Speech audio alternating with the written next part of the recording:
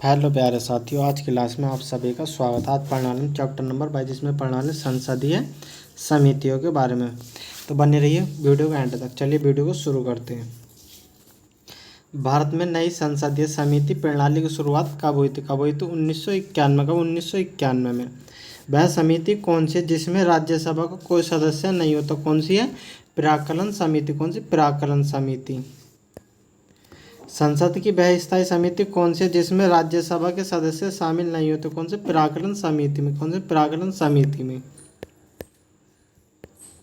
सार्वजनिक लोक लेखा समिति में राज्यसभा के कितने सदस्य होते हैं? कितने होते हैं? 7। कितने? 7।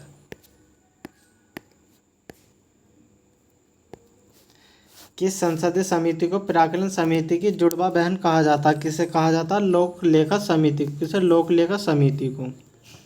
संसद की कौन सी समिति नियंत्रक महालेखा परीक्षा की रिपोर्टों प्रतिवेदनों की समीक्षा करते? कौन सी? लोक लेखा समिति। कौन सी? लोक लेखा समिति। लोकसभा अध्यक्ष किस समिति का पदेन अध्यक्ष होता? किसका होता? नियम समिति का। किसका? नियम समिति का। लोक लेखा समिति अपनी रिपोर्ट प्रस्तुत करती है कहाँ करती है? लोकसभा में। लोकसभा के अध्यक्ष को। प्राक्कलन समिति के सदस्य हैं केवल लोकसभा में चुने जाते हैं। कहाँ चुने जाते हैं? केवल लोकसभा में चुने जाते हैं। भारत के नियंत्रक और महालेखक परीक्षा की रिपोर्ट की समीक्षा करने वाली संसदीय समिति कौन सी? लोक लेखा समिति। कौन सी? लोक लेखा समिति।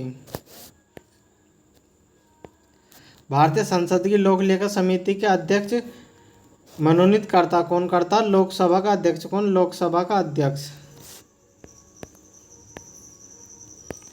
भारत में संसद की लोक लेखा समिति के अध्यक्ष की नियुक्ति कौन करता? कौन करता? लोकसभा के अध्यक्ष द्वारा। कौन करता? लोकसभा के अध्यक्ष द्वारा।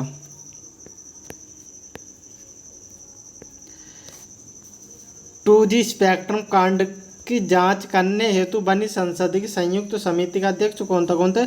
PC चाको। कौन थे? PC चाको।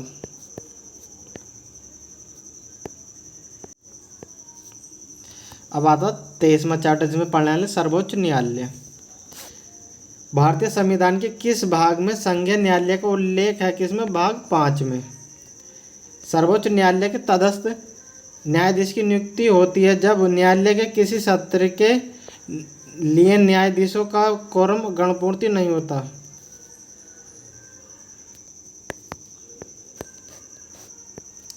सर्वोच्च न्यायालय के तटस्थ न्यायाधीशों की नियुक्ति कौन करता है? कौन करता? राष्ट्रपति की अनुमति प्राप्त कर सर्वोच्च न्यायालय का मुख्य न्यायाधीश।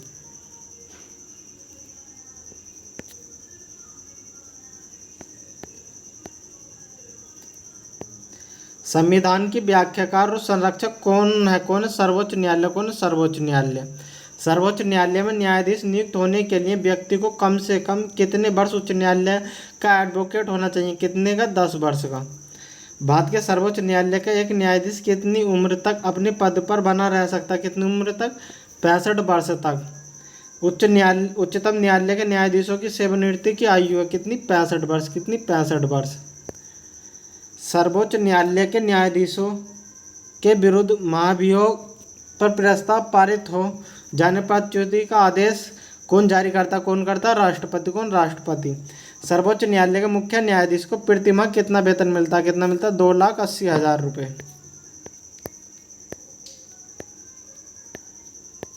सर्वोच्च न्यायालय के अन्य न्यायाधीशों को प्रतिमाह कितना वेतन मिलता? कितना मिलता? 2,50,000 रुपये। किसके अंतर्गत भारत में सर्वोच्च न्यायालय की स्थापना हुई थी? किसके? रेगुलेटर एक्ट अधिनियम 1773 के तहत भारत के सर्वोच्च न्यायालय की स्थापना हुई थी भारत सरकार अधिनियम 1935 के द्वारा।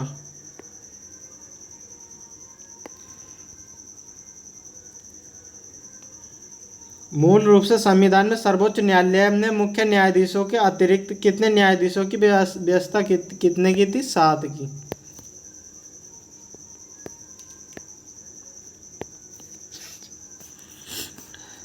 वर्तमान में सर्वोच्च न्यायालय के मुख्य न्यायाधीशों के अतिरिक्त कितने न्यायाधीशों का प्रावधान किया गया? कितने का? 30 का। उच्चतम न्यायालय के न्यायाधीशों की संख्या में वृद्धि करने की शक्ति किसके पास है? किसके पास? संसद के।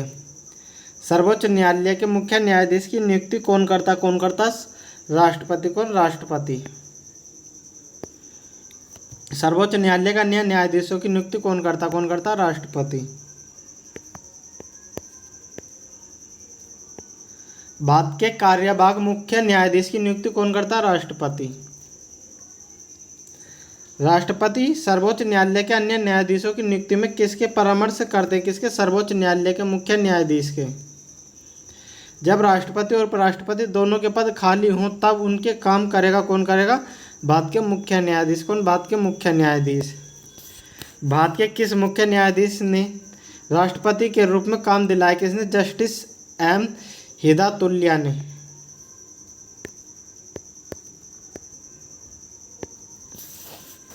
क्या सेवानिवृत्ति के पश्चात सर्वोच्च न्यायालय के न्यायाधीश वकालत कर सकते हैं? किसी भी न्यायालय में नहीं। सर्वोच्च न्यायालय का अधिकार क्षेत्र में वृद्धि करने का अधिकार किसके पास है? किसके पास? संसद के। सर्वोच्च न्यायालय में न्यायिक काम काज के किस भाषा का प्रयोग किया जाता है? किसका? अंग्रेजी का। सर्वोच्च न्यायालय किस संस्था का निरीक्षण कर सकता है? किसका? अधीनस्थ न्यायालय का। भारत में न्यायपालिका कैसी? स्वतंत्र। भारत में न्यायपालिका स्वरूप है कैसा? एकीकृत। कैसे एकीकृत? न्यायपालिका पुनर्लोकन का अधिकार किसे किसे? उच्चतम न्यायालय। किसे? उच्चतम न्यायालय को। भारत के उच्चतम न्यायालय के न्यायाधीशों की संख्या में वृद्धि करने की शक्ति किसमें निहित है? किसमें? संसद में।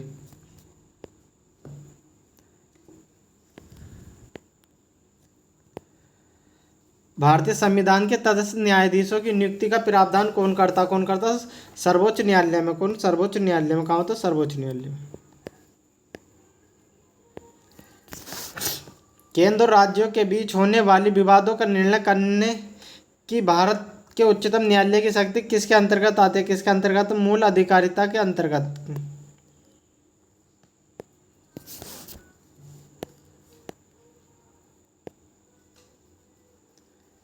निम्नलिखित में से किस बात में भारतीय संविधान के मूलभूत ढांचे की अवधारणा प्रतिपादित की गई थी?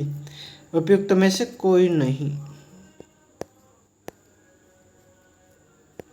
भारतीय संविधान का कौन सा अनुच्छेद संवैधानिक विवाद में सर्वोच्च न्यायालय का पहले क्षेत्राधिकार से संबंधित है? कौन सा? अनुच्छेद 134 को मिलाकर अनुच्छेद 132 को पढ़ना।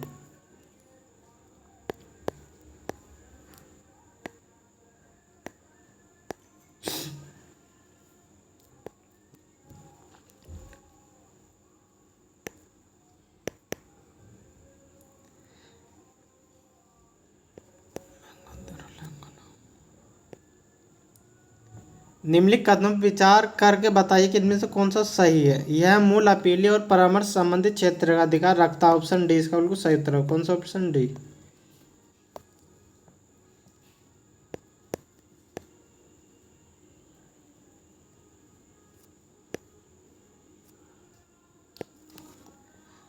भारतीय संविधान में अनुच्छेद 131 के तहत सर्वोच्च न्यायालय के मूल क्षेत्राधिकार, अनुच्छेद 132 से 136 के तहत अपीलीय क्षेत्राधिकार तथा अनुच्छेद 143 के तहत परामर्श संबंधी क्षेत्राधिकार का विवरण है। भारतीय संविधान का संरक्षक कौन है? सर्वोच्च न्यायालय। कौन है? सर्वोच्च न्यायालय। ऑप्शन डी इसका बिल्कुल सही उत्तर होगा। लोकहितवाद मुकदमे की संकल्पना का उद्गम देश है? कौन सा? यूएसए। कौन सा? यूएसए।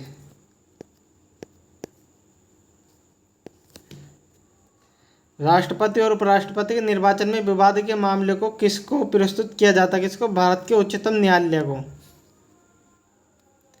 राष्ट्रपति कानूनी मामले में किससे परामर्श ले सकता है? किससे? सर्वोच्च न्यायालय से। किससे? सर्वोच्च न्यायालय से। उच्चतम न्यायालय का परामर्शदाता बनाया गया किसे? अनुच्छेद 143 में। न्यायालय के प्रारंभिक क्षेत्राधिकार से तात्पर्य है पहली बार सीधे मामले की सुनवाई की योग्यता। उच्चतम न्यायालय द्वारा परमादेश किसे जारी किया जा सकता है? किसे? किसी अधिकारी को सरकारी आदेश निभाने के लिए।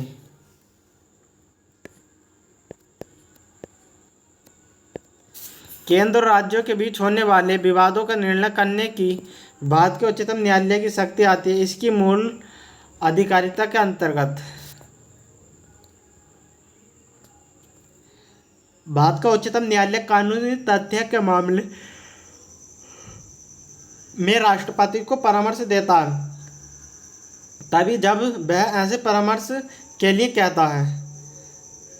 राष्ट्रीय मानव अधिकार आयोग के अधिनियम 1993 के अनुसार कौन सा इस आयोग का अध्यक्ष बन सकता? केवल भारत के सेवानिवृत्त मुख्य न्यायमूर्ति।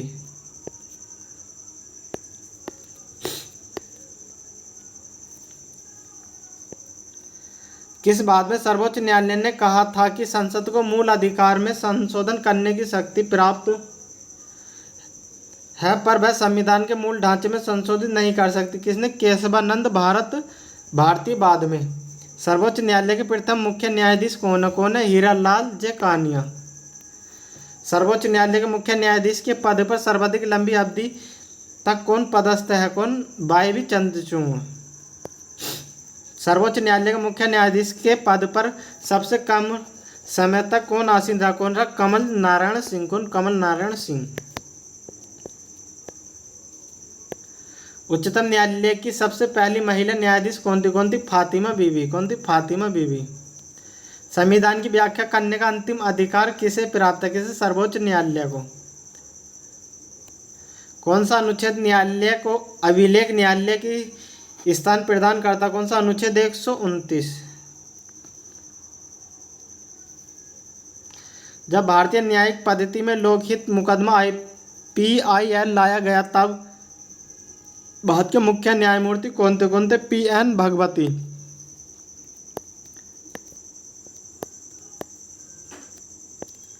सर्वोच्च न्यायालय में न्यायाधीश नियुक्त होने के लिए व्यक्ति को कम से कम कितने वर्ष उच्च न्यायालय का एडवोकेट होना चाहिए? कितने का? 10 का। सर्वोच्च न्यायालय के न्यायाधीश भारत के राष्ट्रपति द्वारा हटाए जा सकते हैं संसद में महाभियोग प्रस्ताव पारित होने पर। भारत में सर्वोच्च न्यायालय के न्यायाधीशों की संख्या बढ़ाने का अधिकार किसके पास होता है? किसके पास? भारत की संसद के पास। सर्वोच्च न्यायालय में जजों का वेतन किससे आहरित होता है? किससे? संचित निधि से। किससे? संचित निधि से। अब आता चैप्टर 24 उच्च न्यायालय। इसे हम अगली वीडियो में देखेंगे। आप तो वीडियो अच्छी लगी तो वीडियो को लाइक करो, चैनल पर नए हो तो चैनल को सब्सक्राइब करो। वीडियो में अंत तक बने रहने के लिए धन्यवाद।